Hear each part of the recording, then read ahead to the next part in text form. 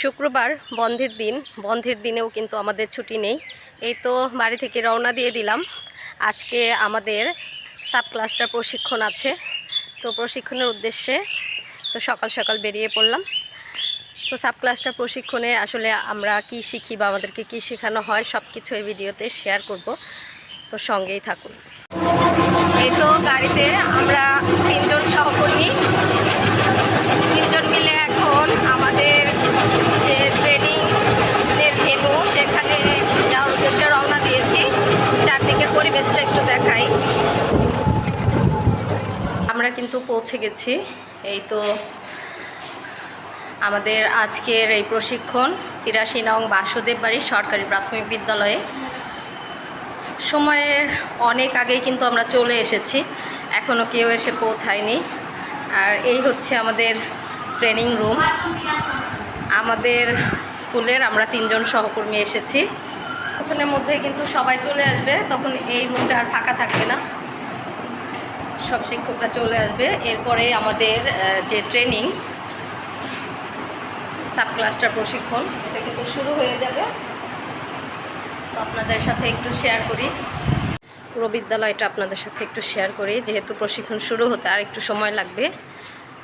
বিদ্যালয়টি দেখতে কিন্তু অনেক সুন্দর, সাজানো গুছানো। আর এই যে নিচের পরিবেশটা একদম গ্রামীণ পরিবেশ।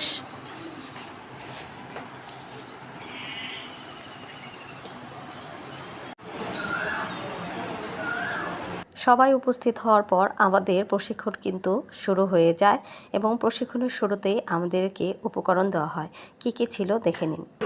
কি কি পাইছেন একটু দেখান, কি কি পেলেন? নেম কার্ড, কলম আর একটা খাতা।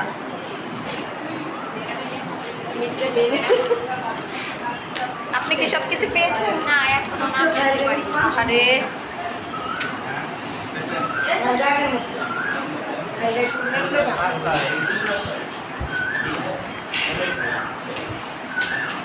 আজকের প্রশিক্ষণের বিষয় ছিল প্রাথমিক বৃত্তি পরীক্ষা 2026-এর নীতিমালা সহ কার্যক্রম অবহিতকরণ এবং নির্বাচনী ইস্তেহার সংক্রান্ত প্রাথমিক শিক্ষা অধিদপ্তর কর্তৃক প্রণীত 180 দিনের কর্মপরিকল্পনা বাস্তবায়ন। এছাড়াও আরও কয়েকটি বিষয় ছিল এই ট্রেনিংয়ের অন্তর্ভুক্ত। প্রশিক্ষণের সময়সূচি অনুযায়ী 11টার সময় আমাদের ছিল চা বিরতি। চা বিরতির সময় আমরা কিছু হালকা নাস্তা করি সব সহকর্মীরা একসাথে। চা বিরতি শেষে আমরা কিন্তু আবার অধিবেশনে ফিরে যাই। মূলত আজকের প্রশিক্ষণে আমরা শিখেছি বৃত্তি পরীক্ষায় একজন পরীক্ষক এবং নিরীক্ষকের কাজ কী এবং বৃত্তি কিভাবে বন্টন করা হবে। এখানে যেমন আছে ট্যালেন্ট পুল বৃত্তি, সাধারণ বৃত্তি এবং এবার নতুন সংযোজন হয়েছে সম্পূরক বৃত্তি। আর এই বৃত্তি পরীক্ষা অংশগ্রহণ করবে সরকারি প্রাথমিক বিদ্যালয়ের শিক্ষার্থী এবং সেই সাথে বেসরকারি বিদ্যালয়ের শিক্ষার্থীরা অংশগ্রহণ করবে।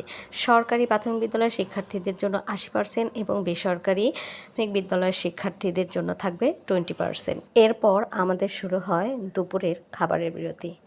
সবাই মিলে একসাথে দুপুরের খাবার আমরা খাই।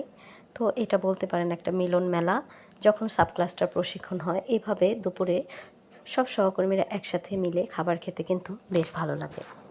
বিরতির পর আরও কিছু অধিবেশন বাকি থাকে, সেগুলো শেষ করে আমরা বাড়ির উদ্দেশ্যে রওনা দিয়ে দিই। নতুন কিছু শেখার মাধ্যমে আজকের দিনটি আমাদের চলে গেল।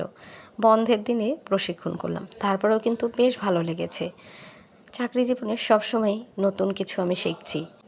ভিডিওটি কেমন লাগলো অবশ্যই কমেন্ট করে জানাবেন। আর এরকম ভিডিও পেতে আমার চ্যানেলটিকে সাবস্ক্রাইব করে রাখবেন। সবাই ভালো থাকেন। আল্লাহ হাফেজ।